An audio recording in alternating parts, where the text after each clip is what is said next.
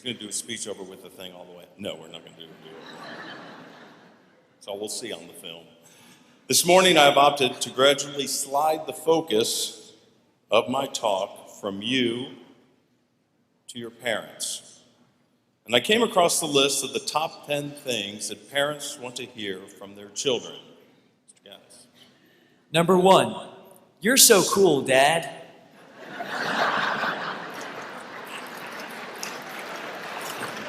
Number 2, who cares if the TV is broken? Number 3, may I have seconds of the broccoli, please? Number 4, what? No kiss? 5, no thanks, it's too expensive.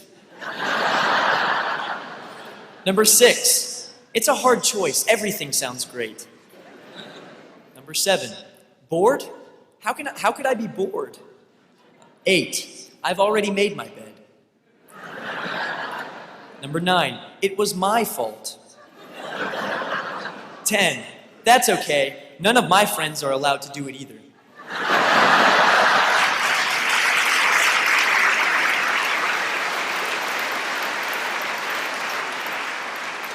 Sounds so much better coming from a student.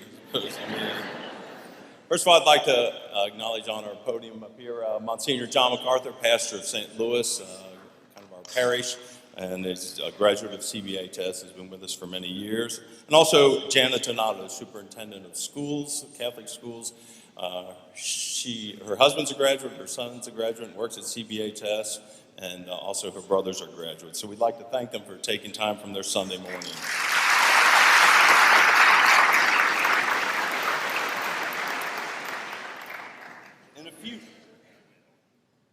In a few weeks, my dad turns 90. And in December, my mom will be 87. And over the past few years, Dad has done his best to trace our family lineage. And to help add to our history, I joined Ancestry.com. And it has been a fascinating journey for all of us. This, and it's a little scary, is the only picture I have of my great-great-grandmother. Her name was Helen Tinneman. She was born in 1861 in Germany. In fact, this is the only picture my mother has ever seen of my grandmother, of her grandmother, excuse me. Now fast forward 90 years to 1951, when my parents had their first child, my oldest brother, Ralph. He has an entire book of black and white photos of himself, lovingly covering his first year of life. Fast forward 3 years, 7 months, 2 more children later, to 1955, when my mom delivers her 4th and 5th children, my twin sister and myself. Now, all the pictures are group shots, dressed up for Halloween, celebrating birthdays, Christmas, and other special events.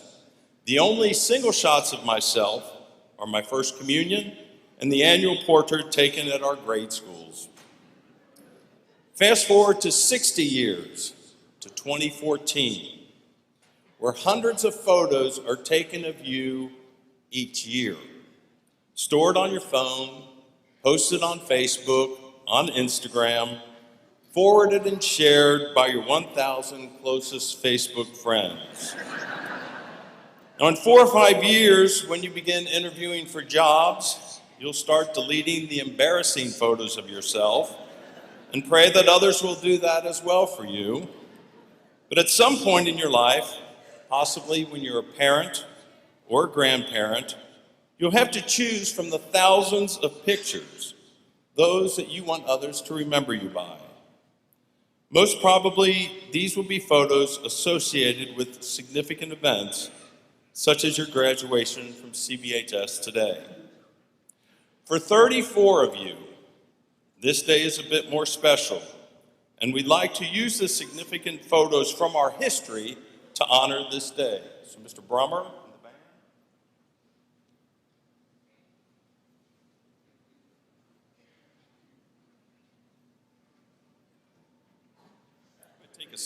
Take a selfie. Well, I've never done this before.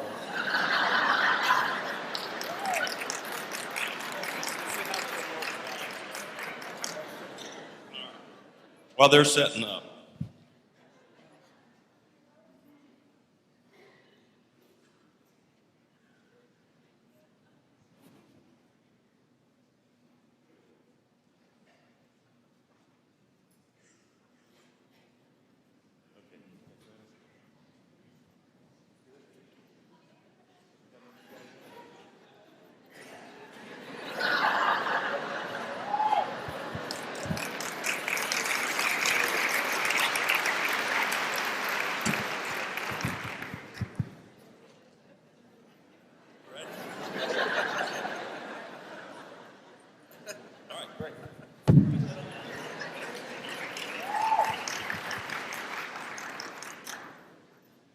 Put that on the CBHS. This is the first time I've gone down here. I hate leaving my script up there.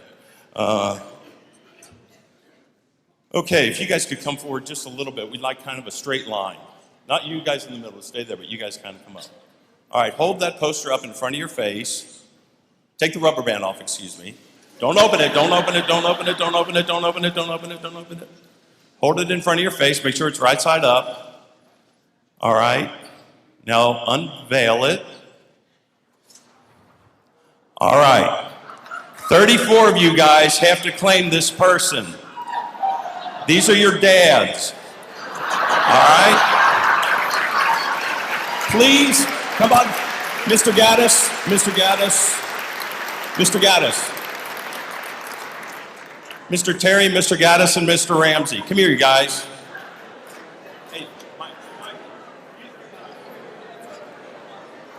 Come on up and take this poster from this guy. If this is your dad, come on up and take the poster. And stand there, stay standing, and the band members have to go back to work. All right, go.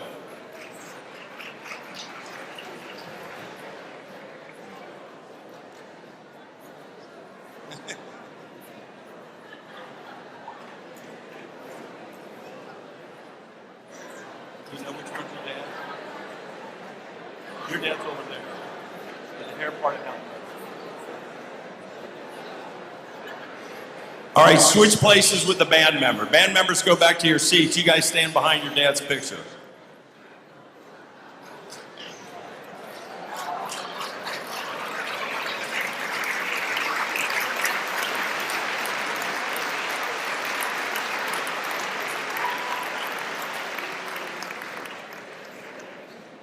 Some of them don't know their dads.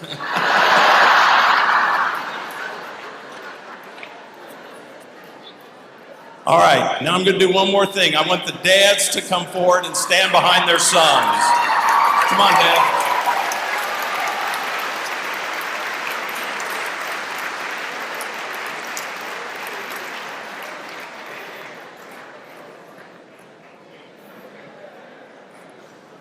Sorry, all right. Good thing you wore a suit, huh? No problem, get it. Mr. Turner?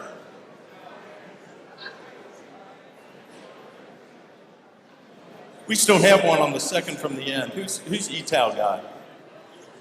Who is it? Richard? Richardson. Get over here.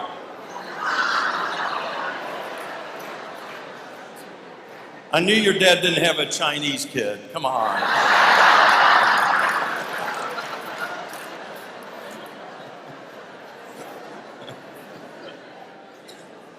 All right, what we're going to do real quickly, I'm just going to, oh, wait a minute, all the dads aren't down yet, sorry.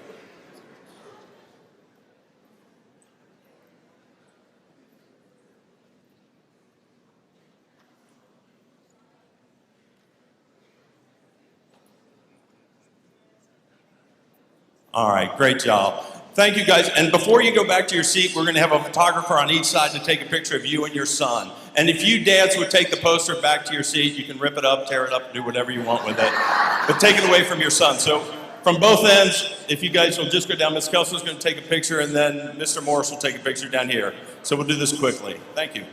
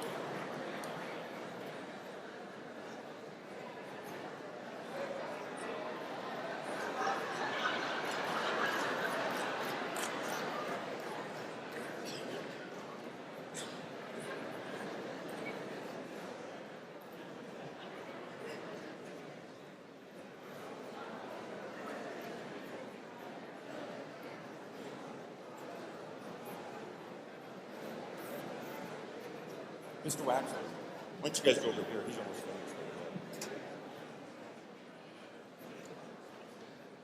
Mr. McKeever, why don't you guys go over here?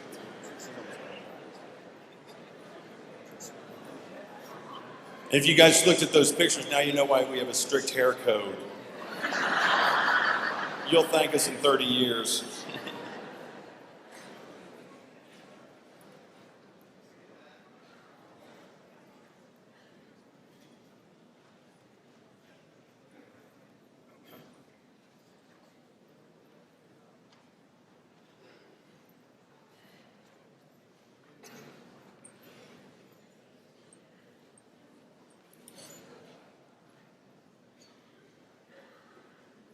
All right. Thank you very much, dads, and thank you for participating in it.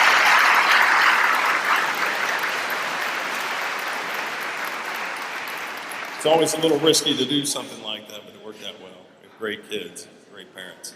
All right, gentlemen, now I have a little bad news for you. Beginning tomorrow, it's not always going to be about you.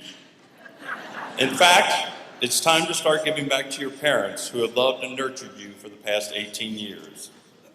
They have driven you to practices, games, and performances. They have stopped by school to drop off forgotten lunches, books, and homework assignments. They have lost sleep over you. They have emptied their bank accounts for you. But more importantly, they have always prayed for you. You were gifted to them by God, and they have taken good care of you. St. John Baptist de La Salle once wrote, "I adore in all things the will of God in my regard." It's easy to say when life is going well, but challenging to believe during the difficult times. Your parents have hung in with you through thick and thin, and as they age, you will someday be asked to do the same for them. Tomorrow is Mother's Day, and Father's Day is June 15th. I'm going to save you a trip to Walgreens this afternoon or tomorrow morning, and each of you will receive a Mother's Day card and a Father's Day card designed at CBHS by our art teacher, Dawn Kelso. Now, this is the Mother's Day card. All right, these are actually the pants. She took a picture of it and then colorized it a little bit. But we did a lot of the hard work for you. So you open it up, and we have fill in the blank. All right? One of these is, the first one is, one of my favorite memories is. Write something about your mother. Second thing, thank you for. Write something. And then over here, we did the hard work again. Dear Mom, I promise to remember your birthday, blank, fill in the blank, % of the time. Now, there's only one correct answer, gentlemen. And now the hardest thing for you, we did again for you guys. With love. And then it says, there's a line that says, sign your name here. Now, Father's Day. Don't lose this card. We did run off 5 extras, so you lose them. All right, it's a very neat card. Dear Dad, one of my favorite memories is, thank you for, and then at the bottom, I promise to have a decent job with benefits and become independent of you in blank years.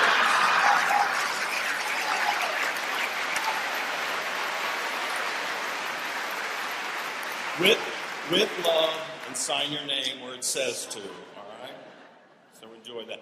We'll get those from Mrs. Donato and Monsignor MacArthur when you come across stage as you graduate with your diploma. All right, gentlemen, your graduation today is a significant milestone in that it marks the end of a very structured time in your lives, where caring parents and teachers guided many of your decisions. I hope that the years ahead are filled with many good stories for you, and that the foundation you have been given during the first 18 years of your life will support you for the challenges that lie ahead. As graduates, you know what it means to be a brother's boy, a concept that is hard to explain to others, but very easy to understand in your hearts. I would like to suggest that as brothers' boys, you are brothers of Christian Brothers High School and and sons of St. John Baptist de La Salle.